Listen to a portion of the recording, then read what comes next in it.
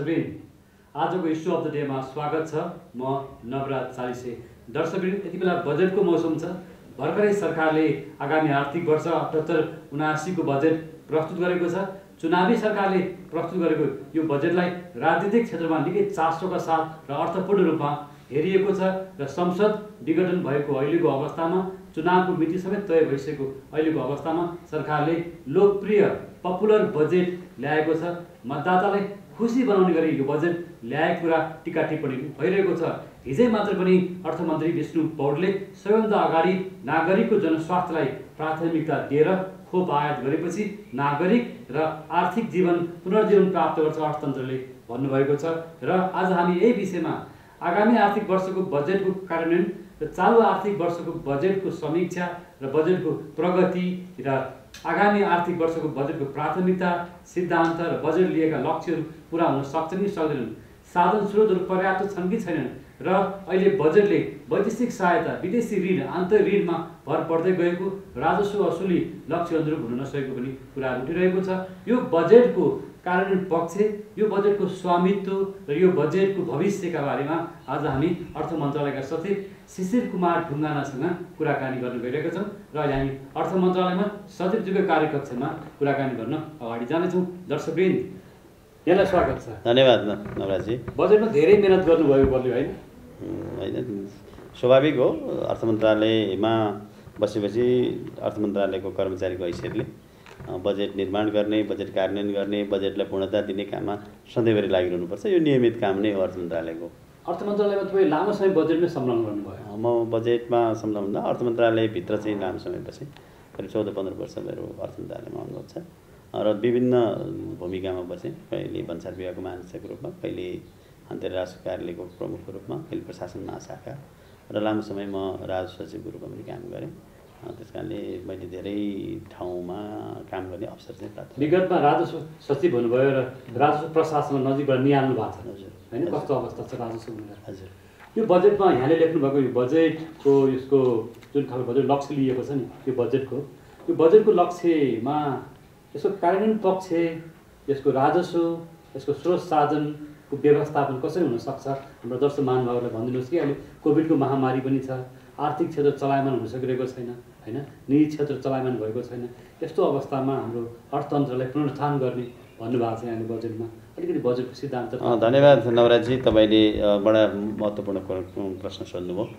आगामी आर्थिक वर्ष 78-79 को बजेट मार्फत हामीले 4वटा उद्देश्यहरूलाई उल्लेख गरेका छौँ। विशेष गरी नागरिक जीवनको रक्षा गर्ने कुरा छ। त्यसपछि हामीले दोस्रो कुरा चाहिँ हामीले के गरेका छौँ भने आर्थिक गतिविधिलाई सञ्चालन सुचारू गर्नका लागि र उत्थानशील अर्थतन्त्रको निर्माण गर्ने आधार पर्ने कुरा गरेका छौँ। त्यस्तै सँगसँगै सामाजिक सुरक्षा र सामाजिक संरक्षण राज्यको दायित्व हो। त्यो दायित्वलाई कसरी निर्वाह गर्ने र लोक कल्याणकारी राज्यको भूमिकालाई कसरी स्थापित गर्ने र त्यसलाई कसरी सम्वर्धन गर्ने भन्ने कुरा अर्को उद्देश्य रहेको छ। सँगसँगै हामीले अब बजेटको माध्यमबाट के भनेका छौँ भने भौतिक पूर्वाधार विकासलाई गति दिने भन्ने कुरा पनि गरेका छौँ। त्यसैले अबको बजेटले के खोजेको छ भने अहिलेको तात्कालिक आवश्यकताहरूलाई कसरी सम्बोधन गर्ने, सँगसँगै अहिलेको स्वास्थ्य जोखिमलाई कसरी सामना गर्दै अबको दिनमा नागरिकहरूको जीवन र अर्थतन्त्रलाई समन्वयात्मक रूपमा अब सँगसँगै कसरी अगाडि बढाउने भन्ने कुरालाई पनि उल्लेख गरेको छ। मूल कुरा भनेको के हो भने नागरिकहरूको जीवनलाई संरक्षित गर्नुपर्छ। त्यो कुनै स्वरूपबाट होस्, चाहे त्यो रोकथाम, कोभिड विरुद्धका रोकथामका गतिविधि, नियन्त्रणका गतिविधि वा उपचारका गतिविधि, चाहे त्यो खोपको सुनिश्चितताका माध्यमबाट होस्। र त्यो सँगसँगै हामीले के पनि बिर्सिनु हुँदैन भने त्यसलाई आवश्यक पर्ने स्रोत र साधनको व्यवस्थापन, अर्थतन्त्रको गतिशीलता, अर्थतन्त्रलाई सञ्चालन गर्ने आधारहरू र अर्थतन्त्र सञ्चालकहरूको भूमिका र उनीहरूको मनोबल, यी सबैलाई एकाकार गरेर अगाडि बढ्न सक्यो भने मात्रै के गर्न सकिन्छ भने हामीले राखेको लक्ष्यहरू, त्यो राज्यले राखेको लक्ष्य प्राप्त गर्न सकिन्छ भन्ने कुराबाट हामी निर्देशित छौँ। जहाँसम्म यहाँले भन्नुभयो बजेटले राखेका प्राथमिकता हामी 10वटा प्राथमिकताहरू निर्धारण गरेका छौँ। त्यो 10वटा प्राथमिकताहरूमध्ये हामीले प्राथमिकताका आधारहरू विभिन्न तरिकाबाट गरेका छौँ। स्वास्थ्यबाट सामाजिक सुरक्षा हुँदै सुशासनका कुराहरू पनि उल्लेख गरेका छौँ। भनेको हाम्रो प्राथमिकताहरू के छन् भने स्पष्ट छन्। पहिलो प्राथमिकता स्वास्थ्य छ। प्राथमिकता स्वास्थ्य छ। एक नम्बरको प्राथमिकता स्वास्थ्य छ। त्यसपछि दोस्रो भनेको आर्थिक राहत पुनरुत्थान र आर्थिक पुनरुत्थानको कुरा छ। तेस्रो सामाजिक सुरक्षाको कुरा छ, सामाजिक सुरक्षा र संरक्षणको कुरा छ। चौथो आर्थिक गतिविधिलाई सञ्चालन गर्ने, कृषि पर्यटन लगायतका आर्थिक गतिविधिलाई सञ्चालन गर्ने कुरा छ। पाँचौँ शिक्षा, वैकल्पिक शिक्षाको माध्यमबाट शिक्षाको क्रियाकलापहरूलाई विस्तार गर्ने कुरा छ। छैटौँ हामीले हाम्रो चाहिँ बजेटले राखेको प्राथमिकता भनेको अहिलेको श्रम र रोजगारको प्राथमिकतालाई लिएर गएको छ। एवं 10वटा प्राथमिकताहरू हामीले निर्धारण गरेका छौँ। यो बजेटमा यहाँले जुन प्राथमिकताहरू उल्लेख गर्नुभएको छ नि, बजेटमा धेरैवटा शिल्पी देखिन्छ, धेरै राम्रा राम्रा शब्दहरू बजेटमा लेखिएको छ। बजेटका कुराहरू सुन्दाखेरि आशा लाग्छ नागरिकहरूलाई। तर हरेक वर्ष बजेटको एउटा नियति नै यस्तो हुन्छ, कार्यान्वयन पक्ष अथवा बजेटको खर्च गर्न नसक्ने त्यो अवस्था देखिन्छ सर। यो बजेटमा जुन कुराहरू लेख्नु भएको छ नि यहाँले, यो जसरी जुन मेहनत गर्नुभएको छ, यो मेहनतको जुन शब्दहरू व्यवहारमा कार्यान्वयन हुन सक्छन् नि? सक्छन् भन्ने अपेक्षाका साथै हामीले के गरेका हौँ भने बजेट कार्यान्वयनको लागि तीव्रता दिन खोजेको। त्यही भएर आधारसम्म तपाईँलाई आधारै बताइदिन्छु हामी बजेटलाई कसरी कार्यान्वयन गर्न सक्छौँ भनेर। हामीले के भनेका छौँ भने बजेटमा सबभन्दा ठुलो कुरो करिब 26 अर्ब रुपियाँ चाहिँ हामीले खोपको लागि व्यवस्थापन गर्न लागिरहेछौँ। खोप आउँछ, निश्चित रूपमा आउँछ, निर्वाचन अगाडि आउँछ। हामी अहिले त के भनेको छ नागरिकहरूले नि, नो भ्याक्सिन नो भोट। मैले सुनेको छु, मैले हेरेको छु, म पनि तपाईँहरूको न्युजहरू पढ्छु, मैले पनि पढेको छु। हामी पनि के छौँ भने सरकार, हामीले के भनेर लेखेका छौँ भने सरकार नागरिकलाई शीघ्र खोपको चाहिँ सुविधा प्रदान गर्न चाहिँ हामी क्रियाशील छौँ। हामी त्यही भएर हामीले भनिरहेछौँ त। आज डेट तपाईँलाई मैले किन तोक्न सक्दिनँ भने डेट प्रोसेसहरू छन्। भोलि नै मात्रै हामी कहाँ एक डोज आउँदै एउटा 8 लाखभन्दा बढीको डोज आउँदै तपाईँलाई थाहा छैन। हामी त्यो प्रक्रियालाई अगाडि बढाउँदैछौँ। हामीले खरिदको प्रक्रियालाई पनि सँगसँगै अगाडि बढाएको छौँ। त्यस कारणले म तपाईँलाई के आश्वस्त गराउन चाहन्छु भने खोप नेपाल सरकारले ल्याउँछ र त्यसका लागि आवश्यक पर्ने स्रोत अर्थ मन्त्रालयले कुनै हालतमा पनि व्यवस्थापन गर्छ। त्यो कुराको प्रतिबद्धता म तपाईँ मार्फत आम दाजुभाइ दिदीबहिनीहरूलाई गर्न चाहन्छु। दोस्रो तपाईँले भन्नुभयो बजेट कार्यान्वयनको गति कसरी सुनिश्चित गर्ने भन्नु। बजेट कार्यान्वयनका केही जटिलता छन्। त्यो जटिलता भनेको के कारणले भन्दा त्यो जटिलता भनेको बजेट कार्यान्वयनको जटिलता 2-3टा कारणले जटिलता थिए विगतमा। त्यो जटिलता के कार्यविधिगत जटिलताहरू थिए। बजेट कार्यान्वयनका लागि आवश्यक पर्ने कार्यविधिहरूको तर्जुमा गर्ने, त्यो कार्यविधि निर्देशिकाहरूको तर्जुमाको प्रक्रिया नै लामो हुने भयो। त्यो लामो हुने कारणले गर्दाखेरि बजेट कार्यान्वयनको समय केमा गयो भने पेपर वर्क्समा गयो। त्यसैले हामीले अहिले के गरेका छौँ भने कार्यविधिहरू तर्जुमा गरेर स्वीकृत गर्ने प्रक्रियालाई असाध्यै सरल बनाएका छौँ। अर्थ मन्त्रालयको सहमतिमा सम्बन्धित मन्त्रालयले त्यो कार्यविधि स्वीकृत गर्न सक्ने व्यवस्था गराएको छौँ। दोस्रो हामीले के गरेका छौँ भने अब यो विद्युतीय माध्यमबाट LMBI सिस्टम भन्छौँ, त्यो प्रणालीबाट सम्बन्धित मन्त्रालयले निश्चित सीमासम्मको रकमान्तर गर्न सक्ने, कार्यक्रम संशोधन गर्न सक्ने व्यवस्था गरेका छौँ। त्यसले पनि सम्बन्धित मन्त्रालयलाई काम गर्नलाई सजिलो भन्छ। उहाँहरूको प्राथमिकता क्रम परिवर्तन नहुने गरी काम गर्न सक्नुहुन्छ, त्यसले पनि दोस्रो काम गर्न सक्छ। तेस्रो हामीले अहिले के भनेका छौँ भने ठुला विकास आयोजनाहरू जसको कार्यान्वयनमा केही समस्याहरू आए, त्यो कार्यान्वयनलाई समस्या आएको कारणले 5 अर्बभन्दा बढीका ठुला आयोजनाहरू जसले के गर्न सक्छ भने राष्ट्रिय अर्थतन्त्रको निर्माण गर्न सपोर्ट गर्न सक्छ, छिटो रिकभरी दिन सक्छ, त्यस्तै गरी अर्थतन्त्रलाई पुनरुत्थानको बाटोमा लैजान सक्छ, त्यस्ता खालका आयोजनाहरू सञ्चालन गर्नलाई छुट्टै मेकानिजमहरू जस्तै संस्थागत व्यवस्था सञ्चालन गरेर लिएर जाने भनेर हामीले भनेका छौँ। जस्तै सर मैले सल्लाह यहाँनिर रोकेँ, राष्ट्रियकरणको आयोजनाहरूमा पनि जसरी जुन लक्ष्य अनुसार काम हुनुपर्ने त्यो मन्त्रालयगत रूपमा र आयोजनागत रूपमा पनि काम हुन सकेको देखिँदैन होइन, यो चालु आर्थिक वर्षको अवस्थालाई हेर्दा। र अर्को एउटा कुरा जुन छ त्यसको लागि अर्थ मन्त्रालयले त्यो खालको अनुगमन गर्दैन कि योजनाहरूमा बजेट जान्छन् होइन, ठेक्कापट्टा पनि लाग्छ अनि वर्षौँसम्म त्यो चाहिँ आयोजना रहन्छ। यसको लागि त्यो प्रपर निगरानी गर्ने, कारबाही गर्ने मन्त्रालयहरूका सचिवहरूलाई यहाँले बैठक गर्नुहुन्छ, मिटिङ हुन्छ। हिजो यो कुरा पत्रकारहरूले पनि सोधे अर्थमन्त्रीलाई यहाँहरूलाई पनि होइन। यसरी हाम्रो विकास खर्च पुँजीगत खर्च नहुनु पछाडि तपाईँलाई म के कुरा गरौँ भने विकास खर्च नगर्नलाई सबै कुरा हो। अर्थ मन्त्रालयले एउटा सहजीकरण गर्नुपर्छ, अर्थ मन्त्रालयले स्रोतको व्यवस्थापन गर्नुपर्छ, अर्थ मन्त्रालयले आवश्यक पर्ने निर्देशनलाई सहजीकरण गर्नुपर्छ र सँगै अनुगमन गर्नुपर्छ। त्यो कुरामा हामी तत्पर छौँ। सँगसँगै अर्को जसले चाहिँ कार्यान्वयन गर्छ त्यो कार्यान्वयन गर्ने निकायको दक्षता र क्रियाशीलता आवश्यक पर्छ र उहाँहरूले पनि त्यो कार्यक्रमलाई स्वीकार गरेर अगाडि बढ्नुपर्छ, जबकि उहाँहरूले नै प्रस्ताव गरेको कार्यक्रमहरू हुन्छ। हामीले त्यही भएर अहिलेपालिदेखि गर्दैछौँ भने आज नै माननीय मन्त्रीज्यूको उपस्थितिमा आज दिउँसो 3 बजेदेखि हामी फेरि मन्त्रालयका सचिवहरूलाई र मन्त्रीहरूलाई बोलाएर आजदेखि नै आगामी आर्थिक वर्षको बजेट कार्यान्वयनलाई तीव्रता प्रदान गर्दैछौँ। त्यो भनेको यो अनुगमनको एउटा बाटो हो। सँगै प्रत्येक महिना हामीले सचिवहरूसँग र प्रत्येक 2-3 महिनामा माननीय मन्त्रीज्यूको उपस्थितिमा बजेट कार्यान्वयनको समीक्षा गर्ने र त्यसको अनुगमन गर्ने व्यवस्था मिलाउँदैछौँ। विगतमा भन्दा पनि अझ फरक ढङ्गबाट गर्दैछौँ, ताकि यसले के राखेको छ भने अहिले राखेको विकास आयोजनाको लक्ष्य कार्यक्रम त्यसको चाहिँ कार्यान्वयन प्रभावकारिता बढोस् भन्ने हाम्रो लक्ष्य नै हो। तेस्रो तपाईँले भन्नुभएको छ सही कुरा हो, अन्तर्निकायगत अनुगमनको काम गर्नुपर्छ। अर्थ मन्त्रालय, राष्ट्रिय योजना आयोग, प्रधानमन्त्री मन्त्री परिषद कार्यालयको संयुक्त टिमले विकास आयोजना, त्यो राष्ट्रिय गौरवका हुन् अथवा रूपान्तरणकारी आयोजना हुन्, त्यसलाई अनुगमन गरेर त्यसको तीव्रता दिनुपर्छ, ताकि त्यसले के गर्न सकोस् भने विकास आयोजना कार्यान्वयनको तीव्र चाहिँ कार्यान्वयनमा सहजता ल्याओस्, सुगमता ल्याओस् र छिटो प्रतिफल दिन सकोस्। त्यसबाट के हुनसक्छ भने हामीले राखेको लक्ष्य प्राप्त गर्न सक्ने आधार। सचिव, जस्तो मैले एउटा कुरा सोध्न चाहेँ कि यहाँले राजस्वमै बढी समय बिताउनु भएको छ, राजस्व प्रशासनलाई नदीबाट निहाल्नु भएको छ। यो राजस्वको असुलीको लक्ष्य जुन बजेट चाहिँ 16 खर्बभन्दा बढीको बजेट आएको छ, त्यसले धेरै खर्च गर्नुपर्ने छ, सामाजिक सुरक्षाका कार्यक्रमहरू छन् होइन, धेरै चाहिँ जनतामा जाने कार्यक्रमहरू देखिन्छ। तर यसो स्रोत व्यवस्थापन, राजस्वको व्यवस्थापन जस्तो अहिले निजी क्षेत्रले कर बुझाउन नसक्ने अवस्था छ होइन, स्रोतहरू खुम्चिँदै गएको अवस्थामा कसरी यो लक्ष्य हासिल गर्नुहुन्छ? यसरी बुझौँ, यो सधैँभरि एकनासको कुरा हुन्छ भन्ने होइन। मैले नवराजीलाई के अनुरोध गर्न चाहेँ भने हामी कसरी जान्छौँ भन्ने कुरा चाहिँ विचार गर्नुपर्छ। हाम्रो अर्थतन्त्रको स्वरूप हामी गत वर्ष जुन बेला बजेट बनायौँ त्यही अवस्थामा थियौँ नि, थिएनौँ र? तर त्यही वर्ष अवस्थामा थियौँ।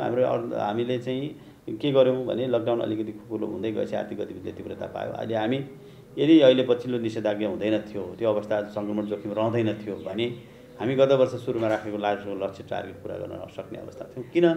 कुन अवस्थामा भन्दा 4 महिनाको आर्थिक गतिविधि सुस्त हुँदा पनि।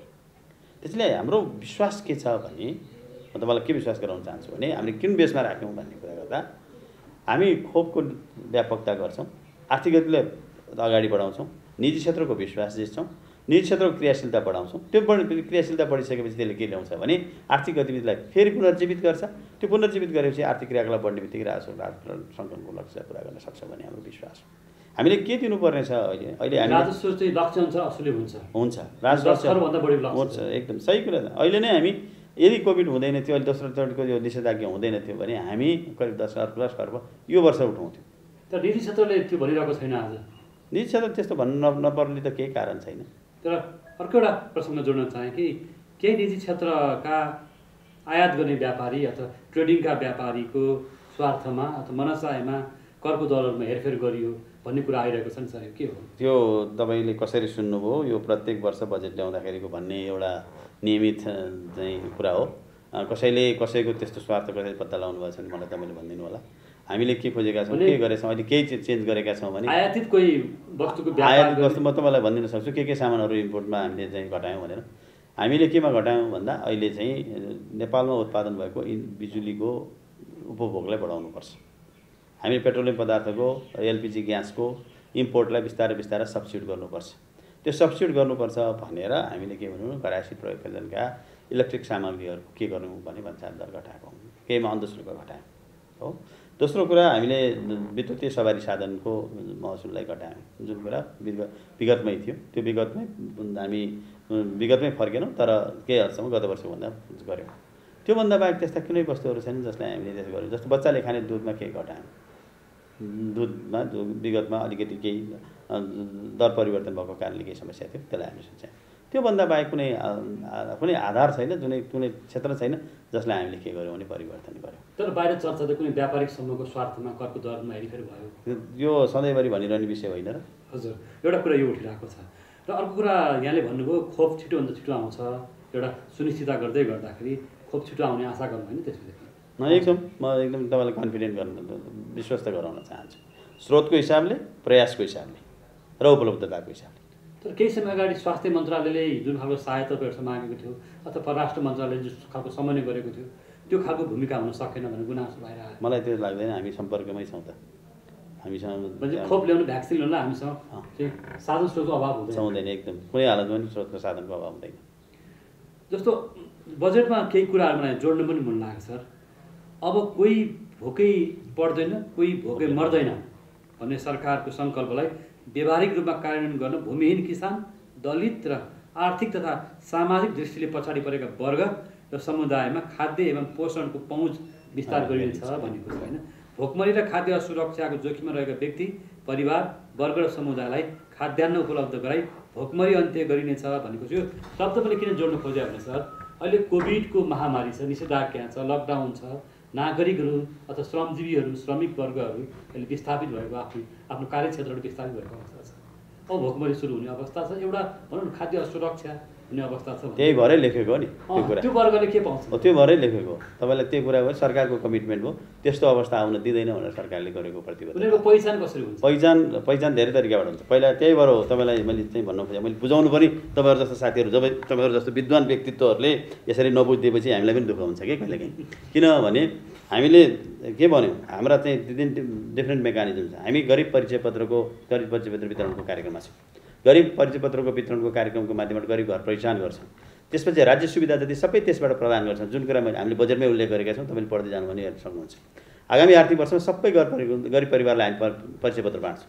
त्यो परिचय पत्र बाँडेपछि चाहे त्यो सरकारले दिने क्यास ट्रान्सफर होस्, चाहे त्यो सामाजिक सुरक्षाको कुरा होस्, चाहे त्यो तपाईँले अहिले भन्नुभएको जस्तै कार्यक्रमहरू होस्, त्यो सबै कुरा कार्यक्रम सञ्चालन गर्छौँ। त्योभन्दा अगाडि नै विगतमा गत वर्ष नि हामीले दियौँ नि, खाद्यान्नहरू दियौँ नि। यदि अवस्था प्रतिकूल हुँदै जान्छ, यदि झन् त्योभन्दा अवस्था चाहिँ पहिचान भयो, पहिचान अहिले नै अवस्था पनि स्थानीय तह मार्फतको सहकार्यबाट काम गर्न सकिन्छ यदि यो अवस्थालाई अलि लम्बिँदै गयो भने।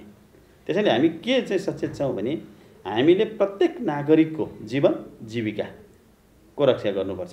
त्यो जीविकाको रक्षा गर्नका लागि के भन्दा कि त्यो खाद्यान्नको पहुँच पुर्याउनुपर्छ। त्यो जीविकाको रक्षा गर्नलाई के गर्नुपर्छ भने उनीहरूले गरिरहेको काम कारबाहीलाई निरन्तरता दिनुपर्छ। उनीहरूको जीविकाको रक्षाको लागि के गर्नुपर्छ भने उनीहरूलाई वित्तीय पहुँच दिनुपर्छ र आवश्यकता पर्दा वित्तीय सहायता दिनुपर्छ भन्ने कुरामा हामी स्पष्ट छौँ। त्यसैले नै हामीले बजेटमा त्यो कुरा लेखेका हौँ। यी कार्यक्रमहरू मतदातालाई खुसी पार्न मात्रै लागेको, तपाईँले कसरी विश्लेषण गर्नुहुन्छ त्यो तपाईँमा रहोस्। अहिले बाहिर जुन चर्चा त्यो मलाई लाग्दैन। बजेट प्रत्येक वर्षको बजेटले अल्टिमेट बेनिफिसियरी को त बजेटबाट नागरिक हुनु पर्यो हैन? यो कसलाई हो, कसका लागि हो त? घुमाउरो तरिकाले कसको लागि भनौँ न। यति बेला सत्तारूढ दलको कुरा के छ भनेदेखि मतदातालाई प्रभावित पार्ने यो राजनीति त्यो तपाईँहरूको धर्मको कुरा होला, राजनीति तपाईँहरूले गर्नुहोस्। म ब्युरोक्राट्सको हैसियतले बजाएर म ब्युरोक्राट्सकै हैसियतले कुरा गर्छु र तपाईँसँग म टेक्निकल कुरा मात्रै गर्न रुचाउँछु। भनेपछि यो बजेट प्राविधिक रूपमा यहाँकै भाषामा प्राविधिक रूपमा बजेट कार्यान्वयन हुन्छ एकदम मजा छ हैन? त्यो हुन्छ। त्यसका लागि आवश्यक पनि स्रोतको व्यवस्थापन गर्न अर्थ मन्त्रालय सक्षम छ। भनेपछि यहाँ लेखिएको के राजनीतिक चाहिँ एउटा भनौँ न नारा भनौँ अथवा कार्यक्रम भनौँ, ती सबै कार्यक्रमहरूलाई एउटा भनौँ व्यवहारमा कार्यान्वयन गर्न तपाईँहरूको एउटा यहाँले भन्नुभएको प्राविधिक रूपमा अथवा ब्युरोक्रेसी त्यसको लागि तयार छ। यसको स्रोत व्यवस्थापन गर्दै गर्दा जुन आन्तरिक ऋणको कुरा छ, वैदेशिक सहायता, वैदेशिक ऋणहरू उठाउने कुरा छ, हाम्रो के ऋणको भार बढ्दै गएको हो पछिल्लो? मैले यो विषयमा नि अलि स्पष्टै पार्नुपर्छ जस्तो मलाई लाग्छ। चालु आर्थिक वर्षमा हामीले आन्तरिक ऋण जम्मा 225 अर्ब सङ्कलन गर्न कोसिस गर्दैछौँ, गर्ने प्रक्रियामा छौँ। यदि हामी निषेधाज्ञाको अवस्था रहँदैन थियो भने सम्भवतः हामीले सबै ऋण उठाउनु पर्दैन थियो। यो हामीले 525 अर्ब भनेको के हो भने हाम्रो चाहिँ 500 अहिले हाम्रो जुन 250 अर्ब छ आन्तरिक ऋण, त्यो भनेको के हो भने हाम्रो अप्पर सिलिङ हो। त्यो अप्पर सिलिङ भनेको अन्तर्राष्ट्रिय नर्म्स र स्थापित मान्यताभन्दा प्रतिकूल होइन, त्यही भित्र भनेर गराएको। राष्ट्रिय प्राकृतिक स्रोत वित्त आयोगले हामीलाई प्रक्षेपित कुल ग्राहस्थ उत्पादनको 5.5% सीमा निर्धारण गर्छ। त्यो वित्त आयोग हो जसले हामीलाई ऋणको सीमा भन्छ। त्यो वित्त आयोगले दिएको सीमाभन्दा हामी तलै बसेर 5.2%मा मात्रै हामीले आन्तरिक ऋणको सीमा कायम गरेका छौँ। यदि हामीले खर्चको क्षमता बढाउँदै गयो भने हामी त्यो पुनः प्रयोग गरौँला र हामीले त्यो सम्मको साइज जान्छौँ भने। वैदेशिकतर्फ हेर्नुहुन्छ भने 309 अर्ब छ। चालु आर्थिक वर्षमै 300 अर्बको हाम्रो वैदेशिक ऋणको अंश छ। तपाईँलाई मैले के पनि भनौँ भने गत आर्थिक वर्षमा 34% रहेको जो डेप्टको कम्पोजिसन 34.36 भएको कम्पोजिसन यो वर्ष 33.16% छ भनेको घटेको छ प्रतिशतको हिसाबबाट। बजेटको साइज बढेको छ तर डेप्टको साइज बढे पनि प्रतिशतमा के छ भने कम छ। बाँकीको फाइनेन्सिङ कहाँबाट आउँछ त भन्दा आन्तरिक स्रोतबाट फाइनेन्सिङ हुन्छ अथवा अनुदानबाट फाइनेन्सिङ हुन्छ। त्यो हामीले गरेको। त्यसैले मलाई के लाग्दैन भने अहिले हामीले राखेको कुराहरू चाहिँ धेरै त्यसरी महत्त्वाकांक्षी भएर ऋण बढाउन गरेको होइन। वैदेशिक सहायता बढी वितरणमुखी भन्ने भयो भने बढी चर्चा छ सर। वितरणमुखी कसरी भयो भन्नु न? बढी बजारमा त्यो चर्चा। वितरणमुखी तपाईँ त वरिष्ठ पत्रकार तपाईँले पनि बजारको कुरा भन्दा नि तपाईँको त आफ्नो विश्लेषण छ नि। जस्तो अहिले चाहिँ भनौँ न सामाजिक सुरक्षा भत्ता छ होइन, मतदातासम्म एउटा गरिब परिचयपत्र भन्ने सारा कार्यक्रमहरू आएका छन्। ती कार्यक्रमलाई त खर्च त्यो तपाईँले भन्नु न ब्याज अनुदान दिने व्यवस्था अहिलेपालि मात्रै हो, गत वर्ष त्यहाँ होइन। हामीले कोभिडमा राहत भनेर नि, तर राहतका लागि ल्याएको कार्यक्रममा बाँडिन्छ भन्न सुहाउँछ र? हामीले ब्याज अनुदान दियौँ, उत्पादन बढाउनुपर्छ भन्यौँ, उद्यमशीलता विकास गर्नुपर्छ भन्यौँ। यो त 4 वर्ष अगाडिदेखि रहेको कार्यक्रमलाई निरन्तरता होइन र? त्यो निरन्तरतालाई अहिले अर्को ढङ्गबाट बुझ्नु मिल्छ र? त्यो त होइन नि। सहुलियतपूर्ण कर्जा त हामीले सहुलियतपूर्ण कर्जा त 3 वर्ष थियो नि। हामी 13-14 अर्ब रुपियाँको चाहिँ ब्याज अनुदान दिइरहेछौँ नि त। त्यसलाई त निरन्तरता दियौँ नि त अहिले। त्यसलाई वितरण हो र? मलाई त्यो लाग्दैन। त्यसैले म चाहिँ तपाईँलाई म फेरि बनाउँछु, विद्यालयमा चाहिँ दिवा खाजा कार्यक्रम 35 लाख बालबालिका चाहिँ लाभान्वित हुन्छ। त्यो त विगतदेखिको कार्यक्रम हो नि। शिक्षामा दिएको चाहिँ यो छात्रवृत्ति विगतदेखि कार्यक्रम हो नि। के कार्यक्रम हामीले चाहिँ अहिलेपालिको बजेटमा तपाईँ त्यस्तो देख्नु मजाले वितरण भएको कार्यक्रम देखाउँछ। तर यति बेला बजारको चाहिँ यति बेला के छ भन्दाखेरि निर्वाचन घोषणा भइसकेको छ। अब यहाँ राजनीतिक चाहिँ प्रश्न नसुन्नु होला भन्नुभएको छ। मैले एउटा कुरा चाहिँ सर आज पनि भनौँ न प्रतिपक्षी दलहरू हिजो नै अर्थमन्त्रीलाई यो प्रश्न पटक उठाए पत्रकार साथीहरूले कि एउटा राजनीतिक मनसा राखेर अथवा निर्वाचनलाई केन्द्रित गरेर बजेट यस्तो खालको आयो भन्नेहरू गुनासो आइरहेको हुनाले यहाँ आफै पनि बजेटमा म लामो समयदेखि अर्थ मन्त्रालयमा बसेको छु र सबै कालखण्ड मैले बेहोरेको छु। मैले लेख्दाखेरि जानेको बुझेको हाम्रो टेक्निकल क्यापासिटी, हाम्रो ब्युरोक्रेटिक इथिक्सले लेखेको कुराहरू जुन हुन् त्यो कुराबाट मलाई चाहिँ त्यस्तो लाग्दैन। जुन कुरा हामीले नयाँ त्यस्तो खालको कुराहरू केही छ तपाईँ यो बजेट अर्थ मन्त्रालयको धर्मभन्दा बाहिर गएको बाहिर छैन। यहाँ आफै पनि अर्थ सचिव हुनुभयो, लामो समय अर्थ मन्त्रालयको एउटा क्याडरको रूपमा काम गर्नुभयो, धेरैजना अर्थमन्त्रीसँग काम गर्नुभयो। मैले आज अलिकति प्रतिप्रश्न तपाईँलाई धेरै सोधेँ पनि होला, किन अहिले मार्केट होइन दर्शकको त्यो चाहना पनि हुन्छ र धेरैजना अर्थ मन्त्रालयका सचिवहरूसँग काम गर्नुभयो कि बजारको प्रश्न फेरि पनि सोध्न सक्छु म भन्दाखेरि के छ भने यो बजेट चाहिँ कार्यान्वयन हुन सक्दैन र यो बजेटको बिचमा चाहिँ निर्वाचन पनि छ। निर्वाचनपछि बजेटको भविष्य के हुन्छ, यसको ओनरसिप भन्छ नि सर, यो ओनरसिप कसले लिने भन्ने प्रश्न उठिरहँदाखेरि आज सरले बजेट लेखिरहनु भएको पनि बसेर, किनभने सर त केन्द्रबिन्दुमा हुनुहुन्छ बजेटको होइन, अर्थ मन्त्रालयको सचिव भनेको धेरै महत्त्वपूर्ण जिम्मेवारी भयो। त्यो पुरै देशको अर्थतन्त्रको डिजाइन तपाईँले गरिरहनु भएको छ, यो बजेटमा छ सबै कुरा भने यो वस्तु कार्यान्वयन हुन्छ, बजेटको भविष्य सुनिश्चित छ भन्ने आधार त के छ? अर्थ सचिवले बजेट लेख्दा र बजेटको बारेमा बोल्दा कार्यान्वयन हुँदैन भनेर बोल्छ र? मैले तपाईँलाई नि क्वेसन सोध्छु होइन, तपाईँको त्यो मैले तपाईँलाई त्यो क्वेसन सोध्ने अवरोधहरू आउन सक्छ आउँदैन। सबैको दृष्टिकोण के मैले त बुझ्दिनँ। मैले सबैजना राजनीतिज्ञहरूसँग सल्लाह गरेर कुरा गर्छु, उहाँहरूसँग पनि फोनमा सम्पर्क गर्छु, मेरा आदरणीय चाहिँ अर्थमन्त्रीहरूसँग पनि कुरा गरेको हुन्छु मैले। उहाँहरूसँग नि कुरा गर्दा उहाँहरूको दृष्टिकोण त के छ, विकास गर्ने त नभन्ने त छैन नि छ र, बाटो बनाऊ भन्ने त कसै नबनाऊ भन्ने त कसैको पनि हुनुहुन्न नि छ र, पुल बनाऊ नबनाऊ भन्ने त कसैको पनि छैन नि छ र।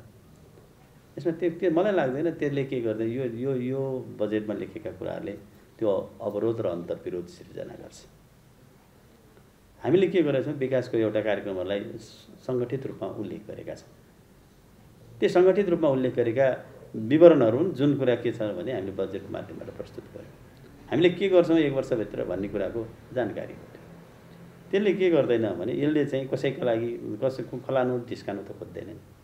त्यसैले मलाई के विश्वास छ भने जे परिस्थिति आए पनि, जस्तो परिस्थिति आए पनि यो बजेटका आधारभूत मर्म र आधारभूत विषयहरू त्यति परिवर्तन हुँदैन। यो कार्यान्वयन भविष्य छ, कार्यान्वयन हुन्छ हैन, स्वामित्व लिनुपर्ने हुन्छ छ। यसमा त्यस्तो केही विषय छन् जस्तो मलाई लाग्दैन, स्वामित्व नै लिनुपर्ने। युवाहरूलाई दिने रोजगारीको कुराहरू स्वामित्व लिनु नपर्ने कुनै कुरो छ र? बेरोजगारहरूको लागि दिने सहुलियतपूर्ण कर्जा अथवा यो सर्टिफिकेट धितोमा राखेर दिने कर्जाको लागि बिमती राख्नुपर्ने विषय छ र?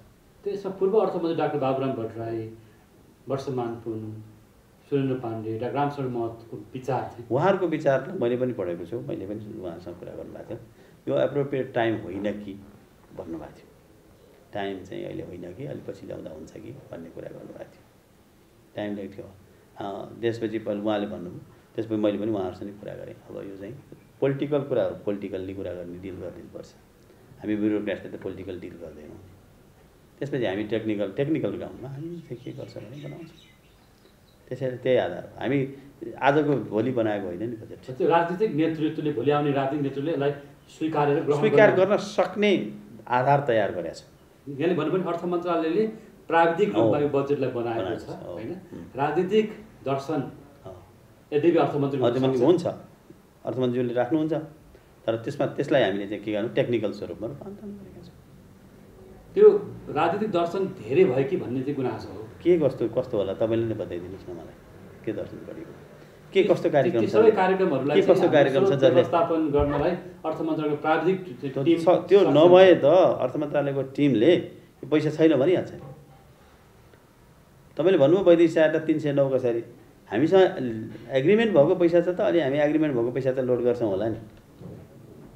मुनि नारायण घाट सडक बनाउनलाई तपाईँको यो तपाईँको चाहिँ कमला कञ्चनपुरको सडक बनाउनलाई एसियाली विकास ब्याङ्कसँग हामीले सम्झौता गरेका छौँ। त्यो सम्झौता बमोजिमको पैसा यति दिन्छ भने त हामीले बजेटमा लोड गर्छौँ होला नि।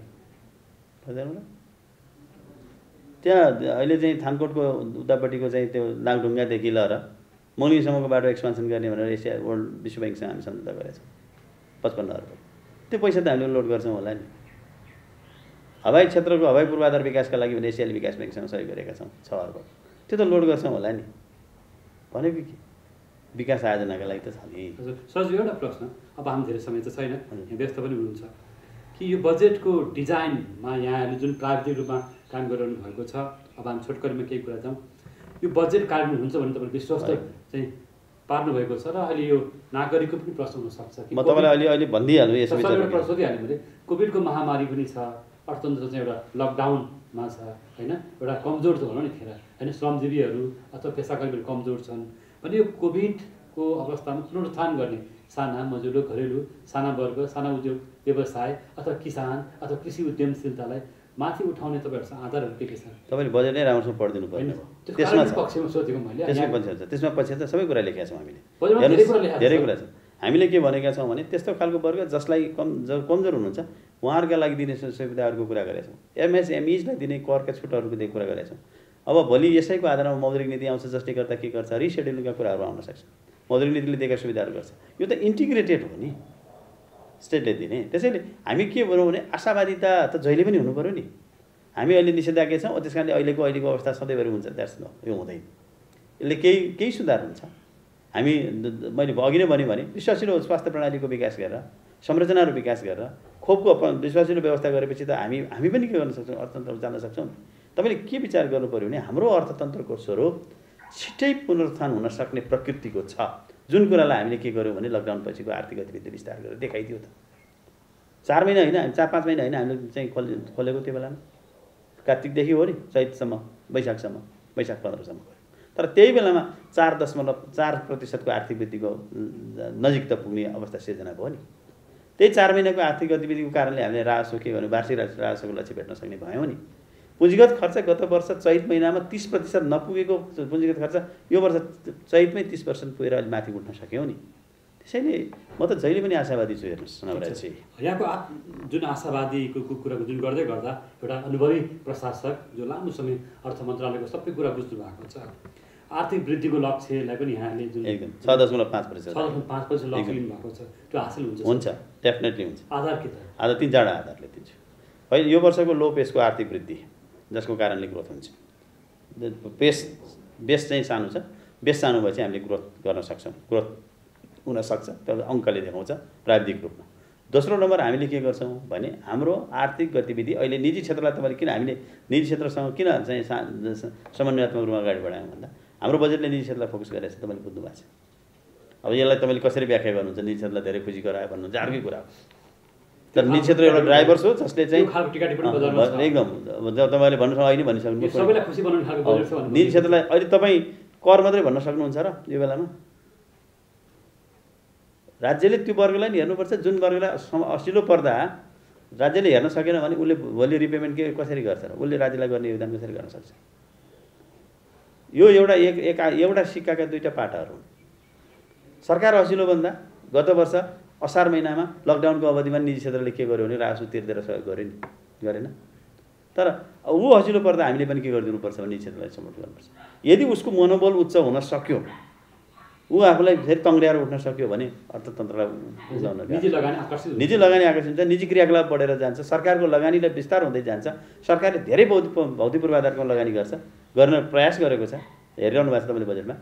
यी सबै कार्यक्रमले के गर्छन्, अर्थतन्त्रलाई छिटै तीव्रता दिन सक्छ र आर्थिक वृद्धिको लक्ष्य हासिल हुन सक्छ। यो फेरि मैले भनौँ यो कोठामा बसेर बनाइएको मात्रै वृद्धिको लक्ष्य होइन। नेपाल राष्ट्र ब्याङ्कले गरेको रिसर्चको बेसमा राखेर हामीले अर्थतन्त्रलाई यति प्रतिशत दिन सक्छ भनेर गरेको। त्यसैले यसमा कुनै एउटा तथ्यगत आधार प्रामाणिकता नभइकन हामीले 6.5% आर्थिक वृद्धि हासिल हुन्छ भनेर बोलेका छैन। आशा गर्नु होइन सर, म एकदम विश्वास, आशा मात्र होइन विश्वस्त पनि छु यो बारेमा। 6.5% हुन्छ। यही अर्थतन्त्र हो जसले 7.8% आर्थिक वृद्धि हासिल गर्न सक्यो। त्यो वृद्धि हुने लक्ष्य त्यसको आधारहरू देखिन्छ होइन? मजासँग देखिन्छ। तपाईँ इकोनोमी अहिले सुसुप्त छ, केही समयपछि जागृत हुँदै जाँदा इकोनोमीको स्वरूप परिवर्तन हुँदा विचार गर्छ। तर एउटा कुरा छ नि सर, कोभिडको तेस्रो लहर पनि आउन सक्छ। सबै कुरालाई विचार त्यही भएर मैले तपाईँलाई भनिरहेको छु नि, तेस्रो लहर आउँदै सरकारले के भन्दैछ भने सरकारले खोप ल्याउँछ। खेतीपाती गर्ने बेला छ, हामी कृषि उत्पादकता बढाउन सकेनौँ। गत वर्ष पनि कृषि मन्त्रीको रुवावासी भयो कि रासायनिक मलले वर्षभरि ल्याउन सकेनौँ हामीले होइन। यो वर्ष किसान अथवा कोभिडको मारमा परेका कृषि वर्ग अथवा किसान मजदुर वर्गलाई बजेटले के दिँदैछ सर? तपाईँ पनि अलिअलि किसान, म पनि अलिअलि किसान होइन? तपाईँलाई कस्तो लाग्छ? हामी पनि अलिअलि किसान पृष्ठभूमिबाट हुर्केर आएको मान्छे। त्यसैले मलाई के लाग्छ भने म त्यो 3टा कुरा मात्रै गर्छु तपाईँलाई। एक, रासायनिक मलको अनुदानमा वृद्धि गरेर 12 अर्ब पुर्याइएको छ दिने अनुदानलाई। पहिलो नम्बर 11 अर्बबाट 12 अर्ब पुर्याइएको छ। 2, अहिले लकडाउन यो निषेधाज्ञाको अवधिमा कृषि उत्पादनहरूको बजारीकरण गर्दा यदि ढुवानीको समस्या पर्छ भने ढुवानी गर्ने मूल्यको 25% अनुदान दिने व्यवस्था गरेको छ।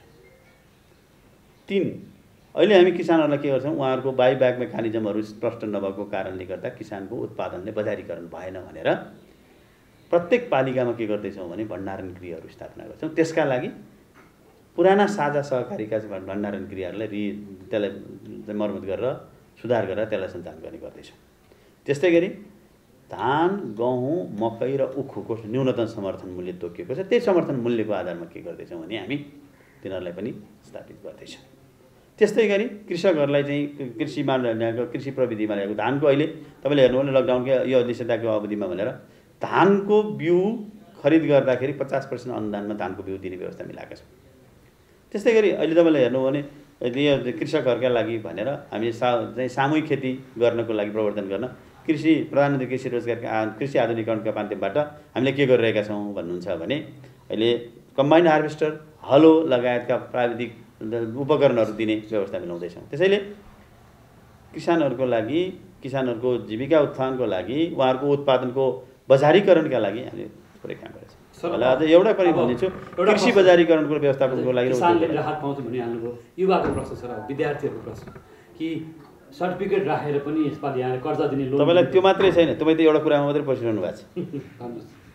हामीले विद्यार्थीहरूको लागि पहिलो पाटो के गरिरहेछौँ भने 80,000 रुपियाँसम्मको कर्जामा ल्यापटप किन्ने 2 वर्षको कर्जा दिने भनेछौँ, वैकल्पिक सिँचाइ पद्धतिलाई विस्तार गर्नको लागि, विद्युतीय हाम्रो आइटीको सर्भिसेसहरू पुर्याउनको लागि भनेर कर्जाको कुरा गरेछ। त्यसको ब्याज नेपाल सरकारले हाल्छ, त्यो व्यवस्थापन गर्दैछौँ। युवाहरूको लागि लक्ष्य स्टार्टअप बिजनेसको कुरा गरिरहेछौँ। स्टार्टअप बिजनेसको कुरा गर्दा हामीले 1 अर्ब रुपियाँको स्टार्टअप कोष खडा गरेका छौँ। स्टार्टअपमा यदि सपोर्ट गर्छ भने बिजनेस इन्टिटीलाई सपोर्ट गर्छ भने 5 लाख रुपियाँसम्म खर्च गर्न दिने व्यवस्था गरेका छौँ। युवा उद्यमशीलता प्रवर्धनका लागि युवा उद्यमीहरूले कृषिको उनीहरू त्यही तपाईँले भन्नुभएको गरी त्यो चाहिँ सर्टिफिकेट वा अरू दितो राखेर ल्याउन सक्ने व्यवस्था गरेका छौँ। त्यसले युवाहरूका लागि लक्षित भएर धेरै कार्यक्रम छ। बिजनेस इन्क्युबेसन सेन्टर प्रत्येक 7 प्रदेशमा स्थापना गर्ने गरेको कार्यक्रम गरेका छौँ। युवा लक्षित, युवालाई रोजगारी, युवालाई सिप, युवालाई वित्तीय पहुँच र युवाले उत्पादन गरेका वस्तुहरूको बजारीकरणका लागि आवश्यक पनि। युवा कार्यक्रममा विगतमा पनि त्यस्तो खालको अनियमितताहरू भयो अथवा लक्षित वर्गमा पुगेन, कार्यकर्ताहरूले बढी पाए अनि गुनासो त्यो कानुनको मेकानिजम सबल बनाउँछौँ र अहिले चाहिँ पहिलाको भन्दा पनि सबल रोजगार कार्यक्रममा धेरै प्रश्नहरू उठे त सर विगतमा। त्यसको मोडालिटीमा केही समस्याहरू आएका मात्रै हो, मलाई त्यति गाह्रो छ जस्तो लाग्दैन। अहिले पनि तपाईँले प्रधानमन्त्री रोजगार कार्यक्रम बजाउनु पर्नु होला, ठुला आयोजनाहरूको लेबर कम्पोनेन्ट त्यही प्रधानमन्त्री रोजगार कार्यक्रम अन्तर्गत सूचीकृत भएको मान्छेहरूबाट गराउने व्यवस्था गर्ने। युवा भने चाहिँ आफ्नो कार्यकर्ता मात्रै बाँड्ने होइन, तपाईँ त्यसरी सोध्नै भयो भने तपाईँहरू जस्तो नेसनल लेभलको चाहिँ जर्नलिस्टले यसरी क्वेसन सोध्नु भयो भने मलाई नै असिलो लाग्छ। तर हामीलाई खबरदारी गर्नुपर्ने एउटा जिम्मेवारी हो। तपाईँ हो, तर त्यस्तो चाहिँ छ जस्तो मलाई लाग्छ। त्यस्तो हुँदैन। यो बजेट लक्षित वर्गसम्म पुग्ने आशा गरौँ र बजेटले लिएका कार्यक्रमहरू एउटा नारामा मात्रै सीमित नभएर कार्यान्वयनमुखी भएर यसले लक्षित वर्गका नागरिक, सीमान्तकृत वर्ग सबै वर्गले यसको स्वामित्व लिन सक्छन् कि सक्दैनन् त्यो पनि हेर्न बाँकी नै छ। आशा गरौँ यो बजेट लक्षित वर्गसम्म पुग्नेछ।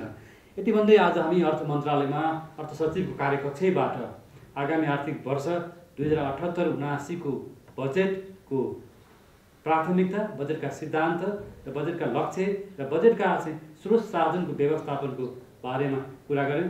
समय दिनुभएकोमा अर्थ मन्त्रालयका सचिव शिशिर कुमार ढुङ्गानाज्यूलाई फेरि पनि धन्यवाद दिँदै यो कार्यक्रममा क्यामेरामा सहयोग गर्ने सहकर्मी साथी टिभी जर्नलिस्ट कान्छा डङ्गुलको साथ म नवराज चालिसे पनि बिदा माग्छु। नमस्कार।